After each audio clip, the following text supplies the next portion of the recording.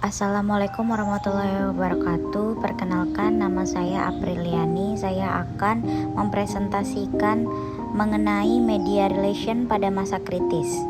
Jadi, menurut Barton mendefinisikan krisis secara sederhana, yaitu krisis adalah sebuah insiden yang tidak terduga, sifatnya negatif dan luar biasa. Sementara itu menurut Seeger, Selnow, dan Ulmer mendefinisikan krisis sebagai peristiwa atau serangkaian acara yang spesifik, tidak terduga dan tidak rutin, berdasarkan aktivitas korporasi yang menciptakan ancaman yang tinggi atau dianggap sebagai ancaman terhadap tujuan utama korporasi. Jadi, krisis itu adalah hal yang berbahaya atau situasi yang gawat atau genting. Apalagi dalam manajemen ini bisa disebut dengan krisis terhadap korporasi utama. Yang kedua, ada definisi dan pengertian manajemen krisis. Manajemen krisis dapat didefinisikan sebagai satu sistem yang dirancang untuk mengantisipasi dan menangani krisis dan mengurangi kerusakan yang sebenarnya ditimbulkan. Oleh karena itu, manajemen krisis berusaha untuk mencegah atau mengurangi hasil negatif dari krisis dan dengan demikian melindungi korporasi, pemangku kepentingan dan industri dari kerusakan. Jadi di sini manajemen krisis itu sendiri artinya adalah mencegah ya. Jadi kita tuh sebelum ada masalah di dalam perusahaan kita, sebelum kita terkena krisis, kita harus mempunyai manajemen krisis agar kita bisa mencegah dari ancaman atau melindungi korporasi, melindungi pemangku kepentingan dan dari dalam industri tersebut. Manajemen krisis berbeda dengan krisis manajemen. Manajemen merupakan sistem dan proses untuk mengantisipasi dan menangani krisis. Sementara krisis manajemen merupakan krisis yang terjadi dalam manajerial. Pemahaman ini dapat memberi pengertian bahwa krisis yang terjadi pada korporasi bersumber pada sektor manajerial. Krisis yang terjadi pada manajemen dapat saja bersumber dari metode rekrutmen karyawan, sistem jenjang karir atau reward atau punishment, serta sektor lainnya, bertumpu pada kekeliruan manajerial. Kekeliruan tersebut tidak diantisipasi dan ditangani dengan baik, sehingga dapat menimbulkan krisis pada korporasi. Namun demikian, tidak selamanya krisis manajemen bersumber dari internal korporasi. Sumber krisis juga dapat muncul dari sektor eksternal terkait khalayak luas, misalnya konsumen atau pasien rumah sakit yang mengajukan komplain terhadap manajemen. Selanjutnya ada komunikasi krisis. Komunikasi krisis dapat didefinisikan secara luas sebagai pengumpulan, pemrosesan, dan penyebaran informasi yang diperlukan untuk mengatasi situasi krisis yang dialami korporasi. Oleh karena itu, komunikasi merupakan inti manajemen krisis. Krisis atau ancaman krisis menciptakan kebutuhan akan informasi melalui komunikasi. Informasi dikumpulkan, diolah menjadi pengetahuan, dan dibagikan kepada orang lain. Komunikasi sangat penting di seluruh proses manajemen krisis. Setiap fase pada manajemen krisis memiliki tuntutannya sendiri untuk menciptakan dan berbagai pengetahuan kebutuhan untuk mengumpulkan dan menafsirkan informasi. Maka dari sini kita akan tahu lagi-lagi komunikasi itu sangat penting di segala pemrosesan, apalagi dalam memasuki krisis.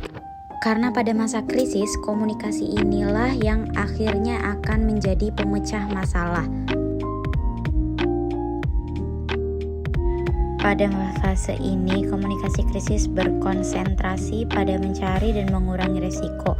Fokus konsentrasi tersebut dikenal sebagai model antisipatif dalam menjalani manajemen krisis.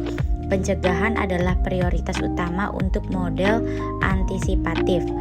Ada 4 langkah strategi komunikasi krisis, yaitu 1. Manajemen krisis mulai memetakan, memilih, dan memilah potensi masalah di lingkungan korporasi yang berpotensi memicu krisis. 2. Merencanakan pencegahan. 3. Krisis manajemen fokus pada rencana, pembentukan tim krisis dan juru bicara. Artinya pada langkah ketiga manajer sudah menyiapkan tim atau struktur yang bekerja secara khusus menangani krisis. 4. Pasca krisis, di mana berbagi berita tentang krisis masih muncul di media serta menarik minat dari para pemangku kepentingan lainnya. 2. Fase respon krisis. Fase tanggap krisis adalah aspek yang paling banyak yang diteliti dari komunikasi krisis. Menurut Strajes, ada 3 fokus strategi dalam tanggapan krisis, diantaranya yaitu 1. Menginstruksikan informasi dan menguasai informasi saat krisis. 2. Menyesuaikan informasi dan mengatasi secara psikologis saat krisis. 3. Reparasi reputasi, upaya untuk memperbaiki kerusakan yang ditimbulkan krisis pada suatu korporasi. 3. Fase pasca krisis. Komunikasi pasca krisis mencakup periode waktu setelah krisis dianggap diselesaikan. Fokus pada pengelolaan krisis sudah berakhir, tetapi mengelola dampak krisis terus berlanjut. Mengingat bahwa akan sulit untuk secara tepat menemukan ketika krisis berakhir, komunikasi pasca krisis sebagian besar merupakan perpanjangan dari komunikasi respons krisis ditambah dengan belajar dari krisis. Media relation pada masa krisis. Do and don't. Saat menghadapi krisis, PR dan MR harus menyesuaikan cara kerja dengan situasi darurat, menyusun SOP khusus, dan mengikuti kode of conduct yang jelas. Mereka perlu menyusun rencana krisis yang relevan, memahami fakta secara mendalam sebelum berkomunikasi, memanfaatkan media sosial dengan bijak, menjaga hubungan baik dengan media, menetapkan juru bicara yang kredibel, dan menyampaikan pesan konsisten. Mereka harus tetap tenang dan menunjukkan kepemimpinannya yang kuat.